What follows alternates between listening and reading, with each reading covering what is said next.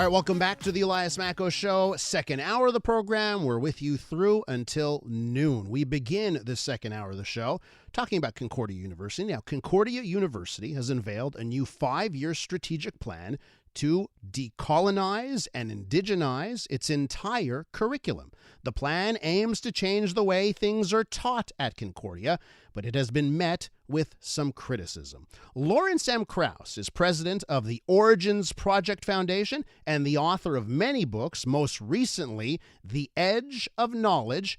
And he's one of those critics of this plan, saying Concordia is moving towards something more irrational. Let's find out more. Lawrence, welcome to the program. It's great to talk to you.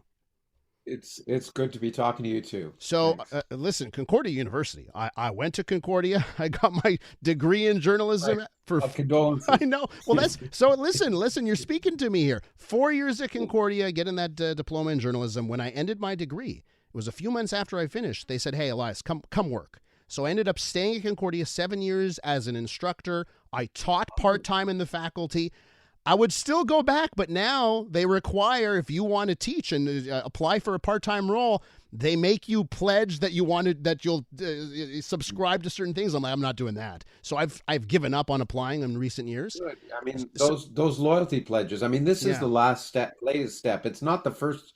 There's been a slow incursion of this stuff, but the idea of basically requiring faculty have any kind of loyalty pledge that you are committed to X, Y, or Z political ideology is just the antithesis of scholarship. I mean, it's awful. It takes you back to the loyalty pledges, against the communists in the 1950s when they got rid of so many people.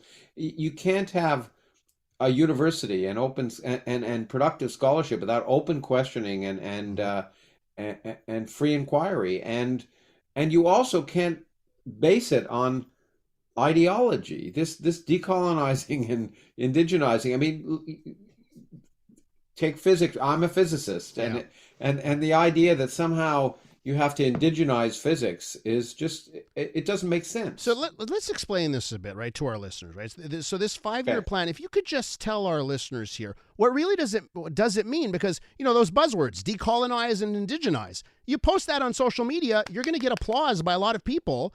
But exactly, beyond the buzzword, what does it mean in practice? Well, that's a good question. In some sense, I wish I knew, but if you read the university administrators, if the buzzwords sound vacuous, their explanations are even more vacuous. They basically say, the idea is that all worldviews will be equal, and everyone will be equal, and all worldviews will be treated the same. And I mean, again, if you don't think about it, it sounds good. And let's say at the beginning that I'm sure the intent here is well-meaning, but it's the details that matter. Namely, to say everyone is equal, what do you mean everyone is equal? People aren't equal. We want to give equal opportunities to people. But as I say, some people are better artists, some people are better radio hosts, and it's just the way it is, and that's fine. And we should, in fact, celebrate those differences. Be pleased that some people have unique talents, and we should treat people. We should respect people equally and based on their intrinsic worth. But to say everyone is equal is just superficial and meaningless. And then the idea that all worldviews are treated equally, once again, it sounds nice, but it's not true. What about the worldview that the world is flat? Is that to be treated equally? Yeah. I mean, or the worldview that gravity doesn't exist. Well, open your window on the third floor and walk out then. I mean, certain worldviews are just incorrect, and other ones are unproductive. So things based on superstition and fantasy. And so that's part of it.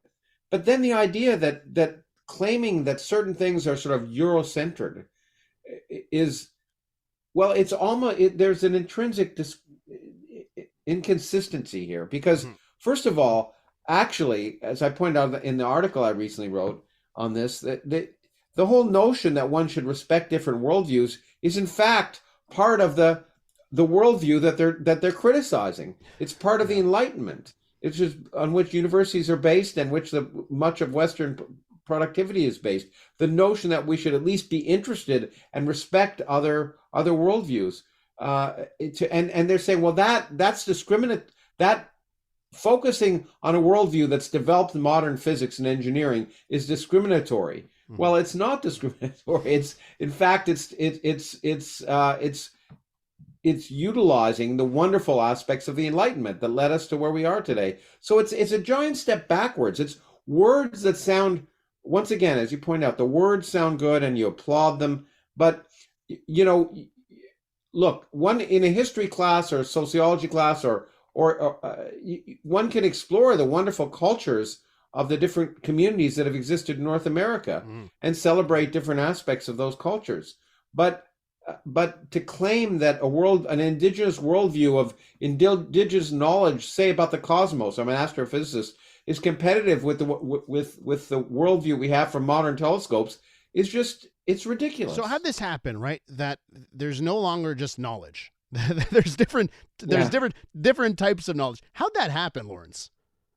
Well, that's a good question. I mean, that's a really deep question, and it'd be great if we could answer it. I think it came from, again, misplaced good intentions. The idea that that we weren't respecting cultures equally, and we should be more aware of our own background in our own country, etc. And that all sounds good, and that's fine. But what happens after that is then people become sort of radicalized to think of anything that's if that's the case, then in some sense it casts a pejorative shadow on our culture, and anything associated with sort of Western culture then becomes bad, and anything associated with any indigenous culture becomes wonderful, and we see it romanticized all the time, and I guess people like to appreciate it because of the fact that for so long maybe it wasn't appreciated, and I understand that, but you can't counter ignorance with further ignorance. That's the point. You can't counter discrimination with further discrimination. Sure, indeed, 100 years ago, perhaps indigenous culture wasn't sufficiently appreciated, but you can't counter that by then discriminating against the modern culture now, or even discriminating against people who at the time were just products of their time. And we see it happening all the time. People canceled for espousing views 200 years ago that were just products of their time. This notion of canceling and debasing the products of our modern civilization is harmful. There are two aspects that are harmful. It's harmful because it divides people. It's divisive. But when it comes to universities, the point of universities is to be productive, to produce new knowledge, independent of your beliefs or who you are or where you came from. And good ideas win out. And if the good ideas win out, that's fine. Bad ideas don't.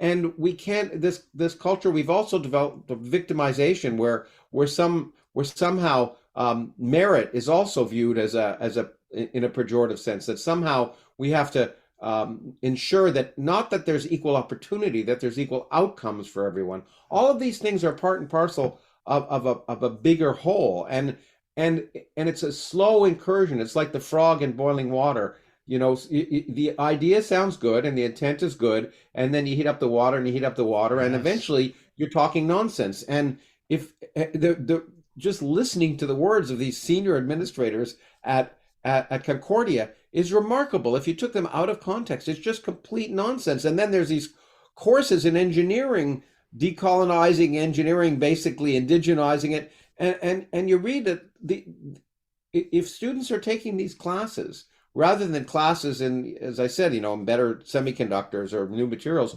who is an employer going to hire? Someone who's taken classes in engineering, or someone who's taken classes in how bad engineering is because it marginalizes groups that that may or may not, in fact, be marginalized. We're continuing our conversation with Lawrence M. Krauss. He's president of the Origins Project Foundation and the author of many books, most recently The Edge of Knowledge, also pens opinion pieces from time to time, and he's recently taken aim at Concordia University. That university just unveiled a 5-year strategic plan to, quote-unquote, decolonize and indigenize its entire curriculum. So, Lawrence, for Concordia University specifically, are they doing something here? Because I've heard similar things all over the place. But is there something here that goes above and beyond what we've seen at other institutions? Well, it's apples and oranges to some extent. Yes and no. The sense that they're doing it across the curriculum, I think, is what makes, as far as I know, and I don't, and there may be exceptions, but makes it unique. Many universities are having these similar trials and tribulations, but the notion that the entire curriculum of the university is going to be revamped it's dramatic in any case, no matter what. You would always be suspicious when a university says we're going to revamp our entire curriculum, because once again, in areas like physics or engineering or chemistry or math, it's hard to imagine dramatic changes to those fields. Now, one can imagine culturally, as I say, historically, or in literature or social sciences, you can imagine a new way of doing things, like when University of Chicago did the Great Book series, which would be unheard of now because those great books were the canons of Western literature. But there are other universities that have done, that have had similar problems. And in fact, in Alberta, I know there's a professor who was fired from a tenured position for simply questioning. There was a faculty discussion about astronomy in that case, and indigenous knowledge, and treating indigenous knowledge on the same level as Western knowledge. And they said, they basically said this. They said, we can understand sort of culturally understanding this, but in a first year astronomy course, are we going to put indigenous knowledge in at the same level as modern telescopes and our understanding of the universe? And that became so divisive that eventually she was ultimately lost tenure for creating a hostile environment, which is just ridiculous for questioning. That's the key point. It's questioning. And faculty in many places, and I can't speak for Concordia against other universities, in many places are becoming afraid to openly question things, for fear of being labeled either racist or whatever. You pick your favorite pejorative. And in that case, universities are kowtowing to social media mobs, writing saying fire this person, and that's what I'm talking about. This kind of thing produces a divisive mentality, because what it does ultimately is do the same thing that racism does in the first place. It labels people based on color of skin or gender or something else. And the whole point that I'm a child of the 60s, but the whole point seemed to be to get beyond that. And, the Martin Luther King attitude that someone wouldn't be judged by the color of their skin, but by the quality of their character. And by labeling people and basing things on identity politics and requiring, as I say, at the same time as you kind of indigenize, what you're really doing is saying, and they say this in Concordia, is taking things away from a Eurocentric approach. Well, I can understand the idea of having a broad view, but there should be comparative literature and cultural studies, and people should be aware of what's going on in the world around them.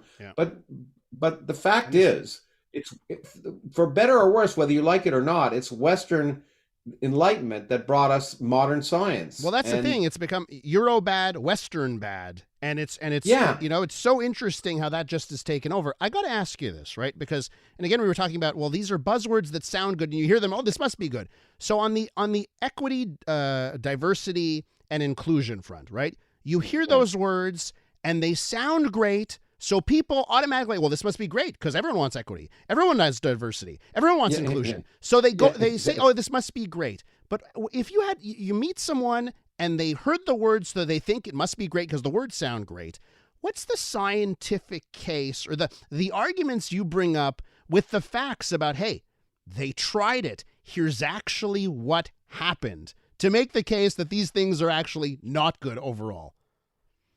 Well, I mean, that now that's a long discussion we can have now or another time, because the diversity, equity, inclusion train has left the station decades ago, and universities have spent literally hundreds of millions of dollars and have more administrators than faculty trying to institute diversity, equity, inclusion. And by the way, it hasn't had any impact. And secondly, it's misplaced. So the idea is that there are some fields where the composition of the faculty doesn't match the demographic of the background society.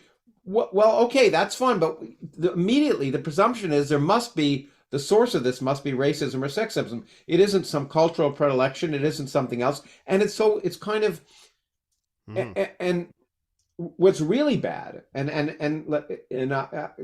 know we don't have much time, but I'll give you an example of how divisive this is coming back to what we began with. Literally, universities started having loyalty oaths so that you could not, faculty members who are applying, let's take Berkeley. It's one of many universities who are doing this. They require prospective faculty to, as well as describing their research and their background and their teaching experience, to have a statement on not only how they support diversity and equity and inclusion, but how they're going to their background experience and dramatically introducing it into every aspect of what they've done in their career, and how they're going to revolutionize what they're doing now based on that.